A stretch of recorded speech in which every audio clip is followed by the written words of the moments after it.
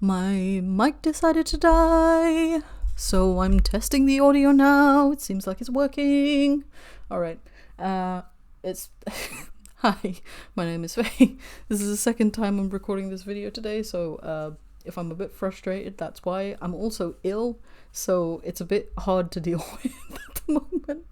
But I wanted to talk about the race riots in the UK, which is not a funny subject, so I'll stop laughing now, and Islamophobia in the UK. Because I've already recorded this once, I'm going to try and do it better this time. And before we get into anything on the UK, I just wanted to give a quick Bangladesh update because I've been covering the news over the last 2 or 3 weeks through July. So I just wanted to give a few updates before I get into what the news is saying. I just want to say to all of my Bangladeshi students out there who participated in those protests, I don't care if it's ruined my makeup. You guys are fantastic and I'm so proud of you. There isn't really words to capture how proud I am to be Bangladeshi. Like the fact that it's also happened in my lifetime, I'm so proud of my country and I'm so proud of what you've been able to achieve, and I only hope the best for you. Only. Please everyone, if everyone could give a solemn congratulations to Bangladesh, they deserve it. So quick summary from the BBC. I will link where I got the information to. All of the sources that I use will be linked in the description below under the sources section. So this and any other sources that I use in this video will be in that section. Also, all the sources that I used are generally accepted to be accredited and trusted sources from news media, press and stuff like that. So firstly, to summarize, Bangladeshis are waiting to see what unfolds a day after Prime Minister Sheikh Hasina resigned and fled the country. Parliament was dissolved on Tuesday, a key demand of student protest leaders who have also said they will not accept military-led government. Well done. The country's army chief has promised an interim government and said new elections will be announced. Huge crowds stormed Hasina's official residence in Dhaka on Monday, and there was looting and disorder in the capital, resulting in the deaths of more than 100 people, overtaking Sunday as the deadliest day of violence. Hasina is in India, but it is unclear where she might end up more permanently, hopefully on trial for war crimes. The student protest began in July with calls to abolish civil service job quotas, but spiraled into demands for Hasina to quit after 15 years in power. So at the moment, the situation is looking better than last month in Bangladesh. There have been many first-hand accounts of folks cleaning up the streets and protecting temples and minorities, and I've also seen a lot of propaganda being spread by the Modi government and other news like Indian news sources. From the first-hand accounts that I am more inclined to believe because they're firstly first-hand accounts, and they are from Bangladeshi sources. From what I have seen, I've seen Maulanas and Mullahs going out into the streets and protecting temples and their Hindu brothers and sisters, and I am very proud to see that, and I'm very happy to see that. Of course, it's uncertain if things will start to get better or if this is the calm before a storm, but I do hope that things brighten in Bangladesh. Our nation has faced so much hardship and so much bloodshed, and I think the Bangladeshi people deserve reprieve and they deserve our deepest respect. Well done. Well fucking done. On to the more aggravating topics of the day. Today, I want to talk about Islamophobia and the race riots that have been occurring over the last week and probably into this week and onwards. Let's start with a bit about what's been going on and then we'll come back to it at the end. So I've taken this article from the New York Times. They use the word soccer a lot. I'll be replacing that word with football because it's unnatural for me to call that soccer. But I'll be using their article because obviously they're American and they use the word soccer. But I feel like this was one of the articles that really outlined a lot of this stuff for me, and Yeah, let's get into it. So, the article is titled, "Who are the far-right groups behind the UK riots?" And the subheading says, "After a deadly stabbing at a children's event in northwestern England, an array of online influencers, anti-Muslim extremists and fascist groups have stoked unrest, experts say." This is an article by Esther Bintliff and Eve Sampson. Esther Bintliff reported this from London and Eve Sampson from New York. This was published on the 3rd of August 2024 and was updated on August 4th, 2024. So, violent unrest erupted in several towns and cities in Britain in recent days, and further disorder broke out on Saturday as far-right agitators gathered in demonstrations around the country. Demonstrations is putting it lightly. No, that's a very light use of that word. Demonstrations, far-right agitators, say what they are. They're domestic terrorists. That's what they are. And continuing with the article, I've already read this, so it's hard to keep my cool now, but I'm going to do my best. The violence has been driven by online disinformation and extremist right-wing groups intent on creating disorder after a deadly knife attack on a children's event in northwestern England, experts say.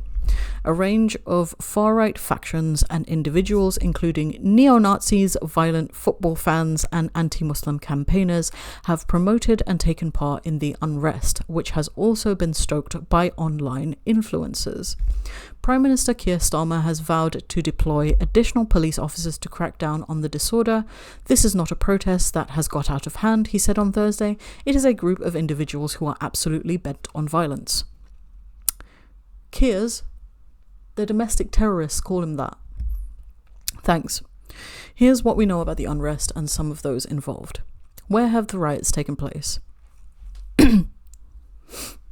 The first riot took place on Tuesday evening in Southport, a town in northwestern England, after a deadly stabbing attack the previous day at a children's dance and yoga class.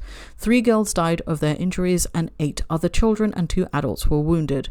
The suspect, Axel Rudakubana, was born in Britain, but in the hours after the attack, disinformation about his identity, including the false claim that he was an undocumented migrant, spread rapidly online. Far-right activists used messaging apps, including Telegram and X, to urge, or Twitter.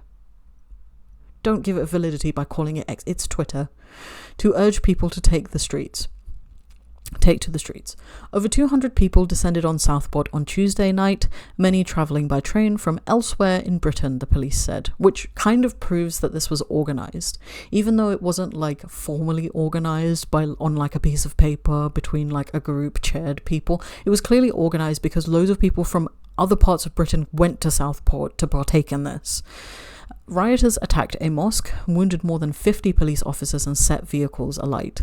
On Wednesday night, another far-right demonstration brought clashes with the police in central London, leading to over 100 arrests. Smaller pockets of disorder broke out in Hartlepool in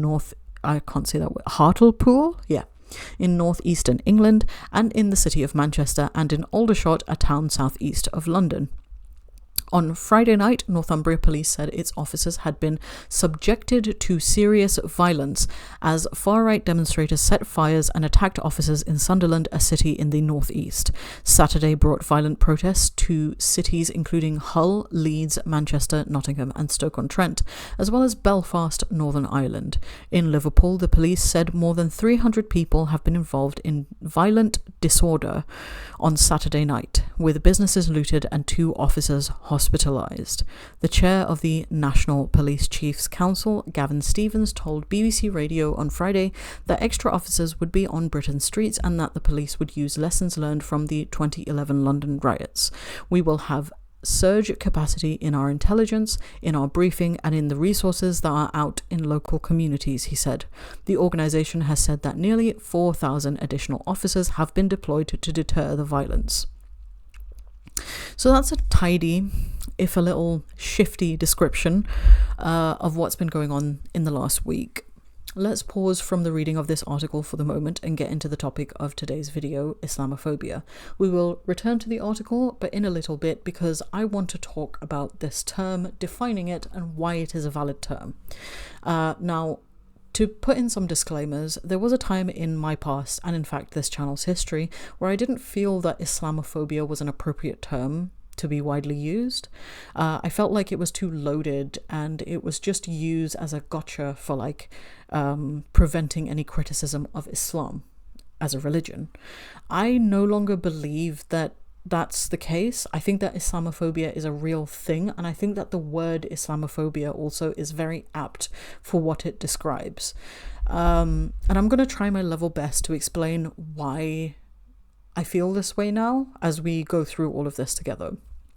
So let's start with defining Islamophobia. The definition that I'm using is from a paper published by the British House of Commons, again linked in the description, and it says in the foreword to the 2017 report, Baroness Worsey claimed that to challenge Islamophobia, the starting point must surely be a definition, a mechanism that leads to accountability.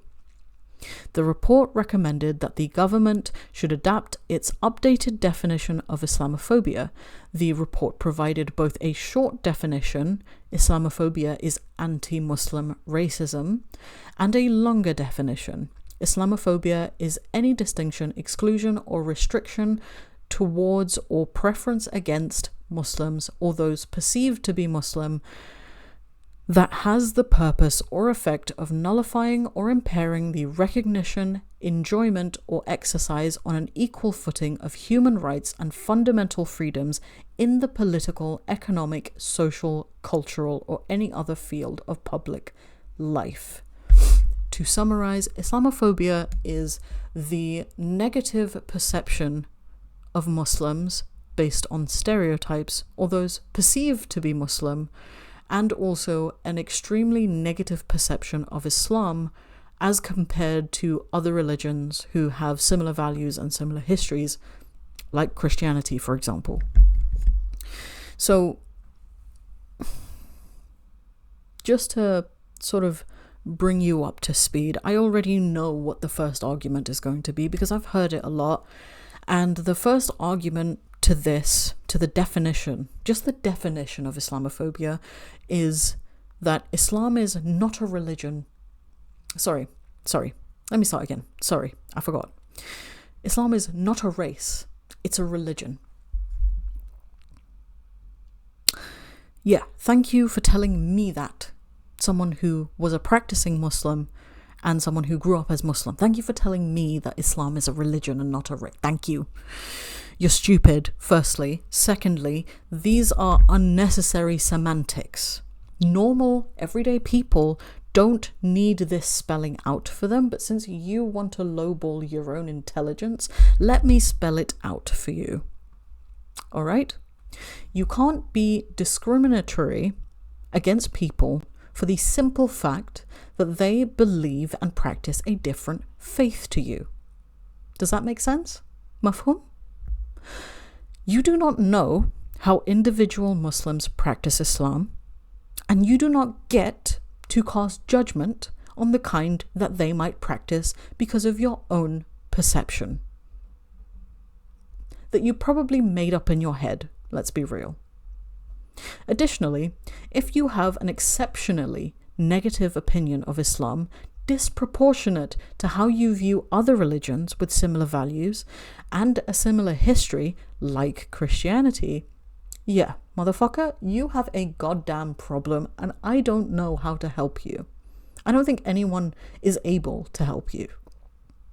Think what you want to think, your racist little thoughts, inside, in your head. Okay? Or maybe try to educate yourself and be better.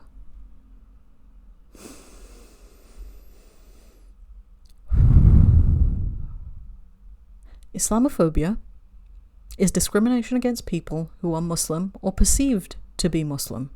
This also includes a staggering prejudice towards the teachings of Islam. What do I mean by perceived to be Muslim? So, within the bounds of the Muslim label, right? You have Sunni Muslims, you have Shia Muslims, you have Muslim minorities like Ahmadis, Quranis, like loads of different types of Muslims. Then you also have ex-Muslims or former Muslims who may not have, shed the Muslim title, still live and operate within the Muslim community, who appear as Muslims.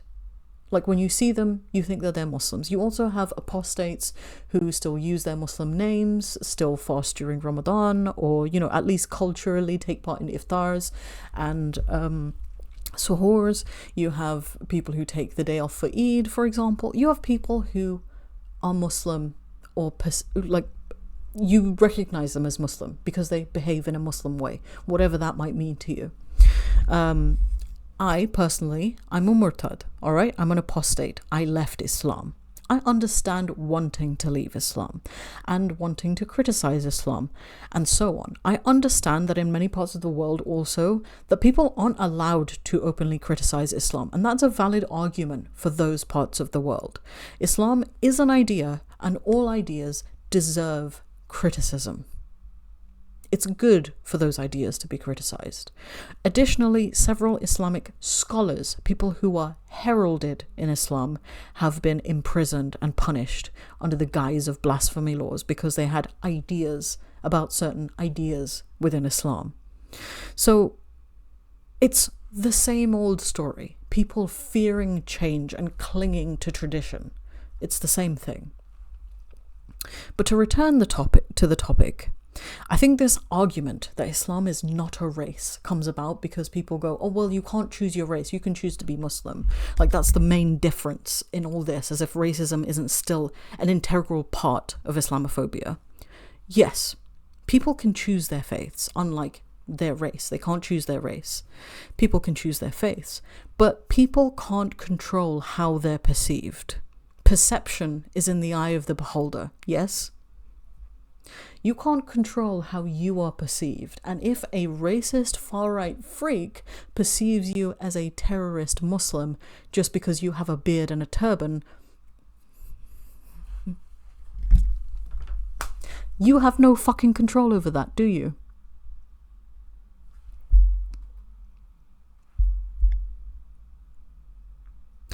That's why Islamophobic attacks can affect more than just Muslims.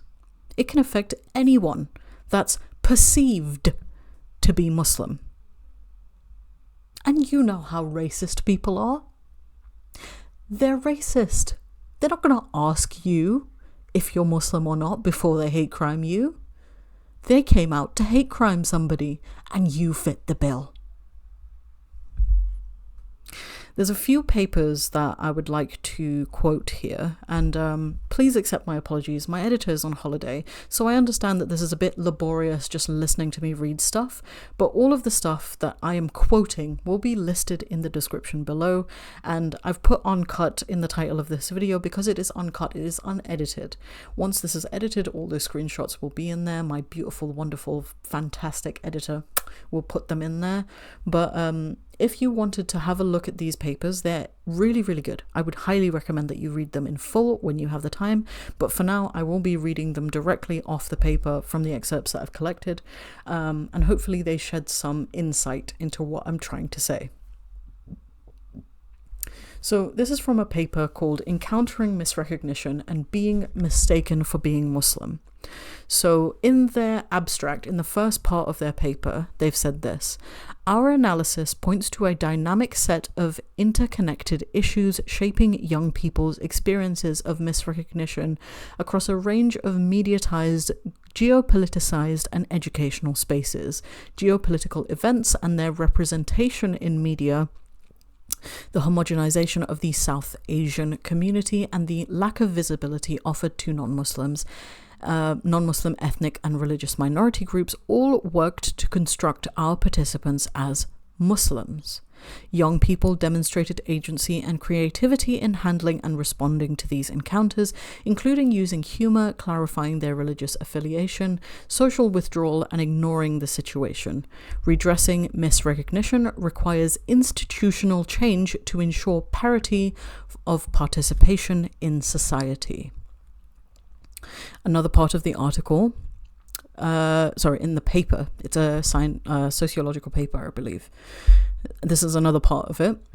Surprisingly, little has been said about encounters that involve misrecognition or misidentification, although a small group of scholars provide conceptual insights about the nature, form, and meaning of misrecognition.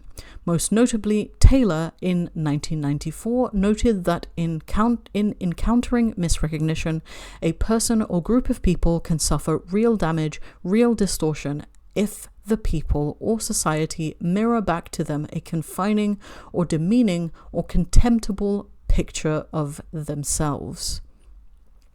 Non-recognition or misrecognition can inflict harm, can be a form of oppression, imprisoning someone in a false, distorted, and reduced mode of being. Moreover, to encounter misrecognition is not simply to be thought ill of, looked down upon, or devalued by others' attitudes, beliefs, or representations. Rather, it is to be denied the status of a full partner in social participation, in social interactions, as a consequence of institutionalized patterns of cultural value that constitute one as comparatively unworthy of respect or esteem. Going further, Taylor suggested that misrecognition shows not just a lack of respect, it can inflict a grievous wound, saddling its victims with a crippling self-hatred. Alongside this clustering of work about classed and gendered misrecognitions, there is also small but growing scholarship around people's experiences of being misrecognized as Muslim. Puar, in 2007, referred to the prolific creativity involved when people are attacked as a result of being mistaken for being Muslim.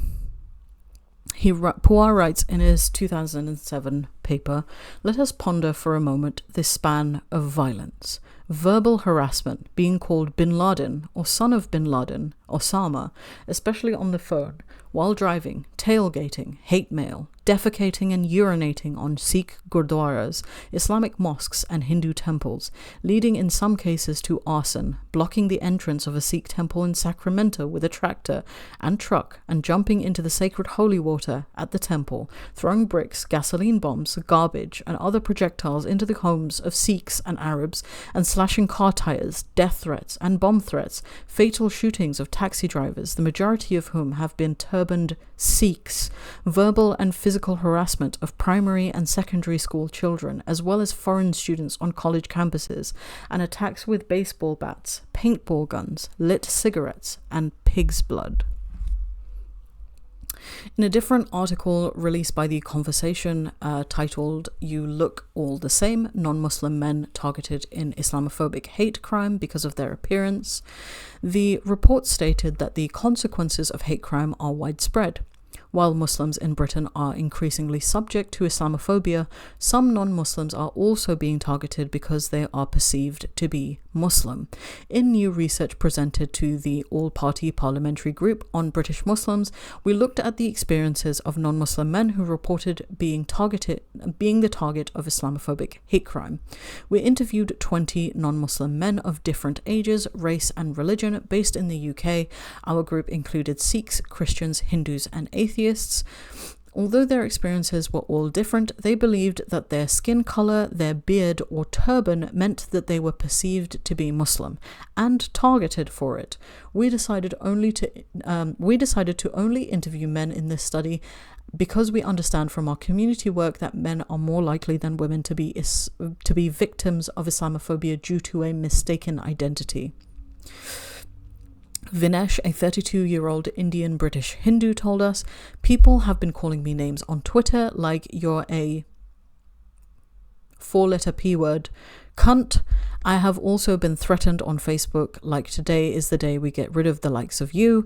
I feared for my safety when I read things like this." In some cases, hate crimes are targeted at people's homes or workplaces with property damage, with Islamophobic graffiti because the perpetrators believe the victims are Muslim. In a recent case in Liverpool, Allah Akbar was painted on a Hindu family's future home. One 37-year-old man called Paul, a British white atheist who is perceived to be a convert to Islam due to his beard, told us he had been targeted. I live in a rough estate. I had dog excrement shoved through the mailbox. They also threw paint over my door.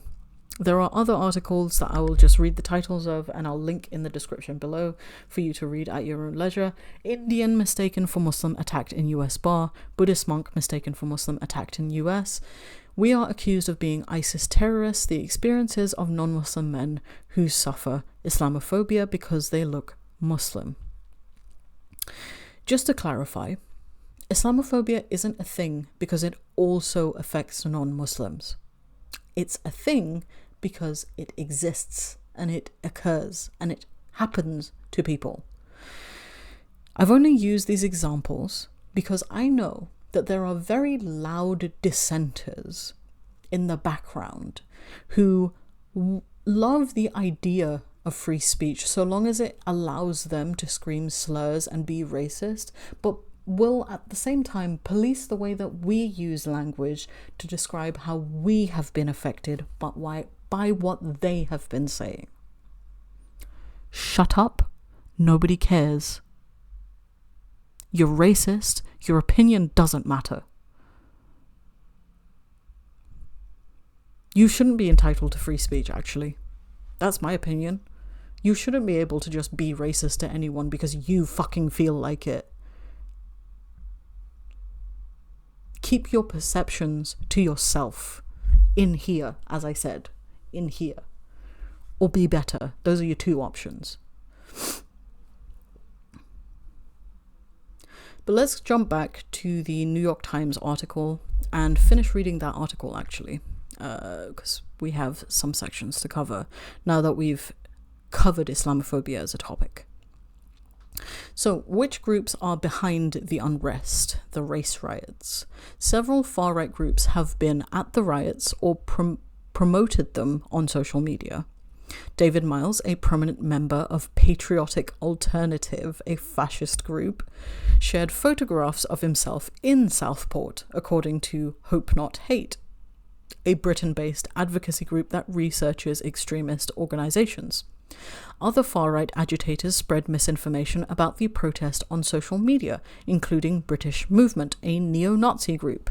Images of the protest examined by Hope Not Hate showed some people with Nazi tattoos. After the disorder in Southport, the police said that the supporters of the English Defence League had been involved. The riots have also attracted people linked to football violence or hooliganism, which has long overlapped with nationalist movements in Britain. Officials noted that not everyone at the demonstrations had far-right views. Why? That's a given. We know that. Why does that need to be stated? Especially when you cover other protests like the BLM protests and the pro-Palestinian protests and constantly say that they're violent, anti-Semitic, or they just want trouble all the time. Why do you need to qualify that in these far-right riots, not everyone holds far-right views? I don't know why it needs to be said. Why? I don't get it. Anyway, David Hanson, a cabinet minister, told LBC Radio on Friday some might be caught up in the summer madness.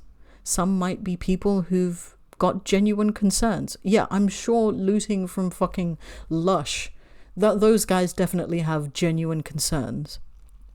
But he warned, if you are organising this now, we will be watching you. I'm just going to move on to the next part. It's so fucking infuriating. What is the English Defence League? Created in 2009, the English Defence League was a far-right street movement notorious for violent protests and an anti-Islam, anti-immigration stance. The group emerged in Luton, England, where community tensions had risen after a handful of Islamic extremists chanted abuse at British soldiers returning home from Iraq. Luton was already associated with Islamist extremism because it was home to a small number of adherents to Al-Muhajirun, an extremist group implicated in the 2005 London bombings. Among the English Defence League founders was Stephen Yaxley Lennon, who also goes by the name Tommy Robinson. We're going to call him Mr. Yaxley Lennon because that's his name, his middle-class fucking name. He only uses the name Tommy Robinson to appear working class. He's not. He's a middle-class fuck.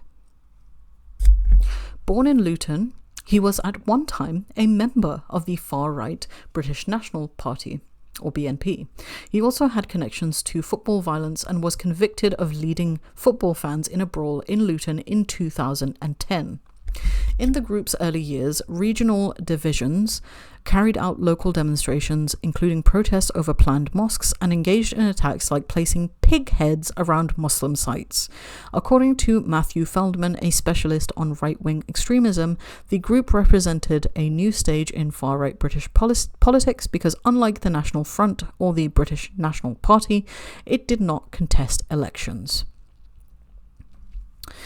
This is direct action politics, disseminated and coordinated via the new media, ranging from Facebook to mobile phones and digital film to YouTube, Professor Feldman wrote in a 2011 academic study of the English Defence League. In 2013, Mr. Yaxley Lennon, or Tommy Robinson, said he had broken ties with the League. And after leadership disputes and internal divisions, the group no longer formally exists, but experts say that many of its supporters remain active through other nationalist groups with similar aims and tactics. It should also be said that the EDL was part founded by Tommy Robinson, or Stephen over here. I don't even know what this is. To be honest, I always thought that the reason he dissolved the English Defence League was to whitewash the Britain First movement. But that's just speculation on my part. I don't know too much about it. Maybe I'll research it for another video. Maybe I'll research another video on Tommy Robinson. Who knows? I don't know if I want the smoke from his freak followers, but it's just fucking stupid. He's a fucking stupid moron. In the later 2010s, Mr. Yaxley Lennon rose to prominence in international circles that shared his anti-Muslim stance, including in Europe and the United States. In the past week, he has used social media, including a previously banned X profile that was reinstated under Elon Musk, because of course it was. He's also a fucking racist, so why wouldn't he? To promote falsehoods about the identity of the Southport attacker. For anyone who is discounting Tommy Robinson's involvement in these race riots, let me read that to you again. In the past week, he being Tommy Robinson, has used social media, including his previously banned Twitter profile, to promote falsehoods, disinformation about the identity of the Southport attacker.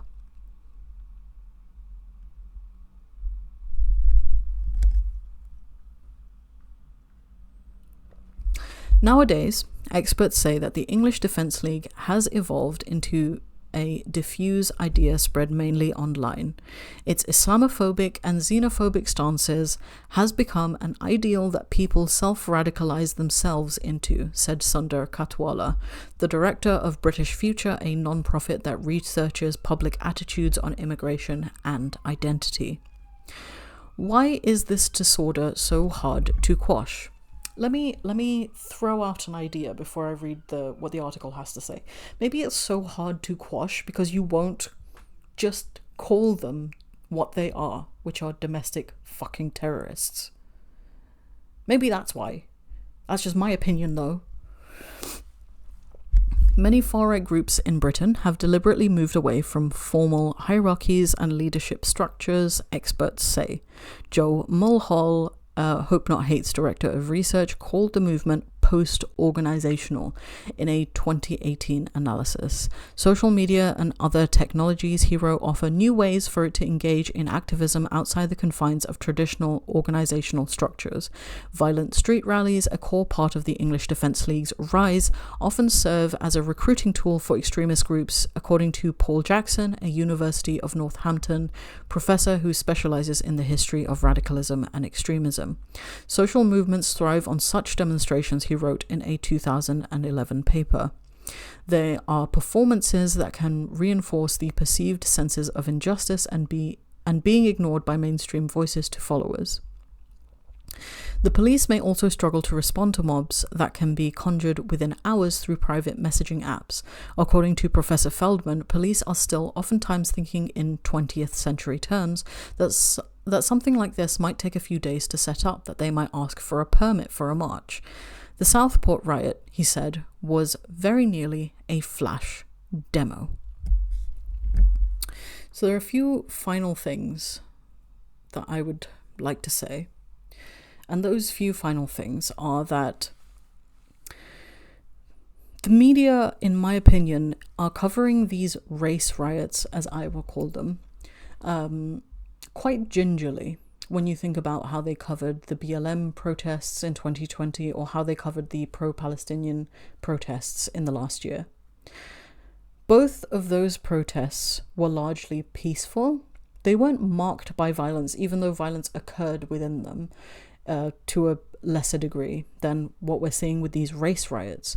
These anti-immigration protests, these race riots that are occurring across the UK, are largely marked by the violence that they create. These like little gatherings that they put together to go and riot in places, like this is the main part of their protest. So I don't understand why it's so easy to call like BLM protesters or pro-Palestinian protesters violent, unruly, all of this stuff, when white supremacists are out on the streets committing violence against minorities and their businesses and their places of worship, and yet they're not called domestic terrorists. No, they're just far-right agitators. And also, while my editor's away, I can say this, and you'll feel free to cut this out if you'd like to for the edited video. Ex-Muslim community. Where are you lot?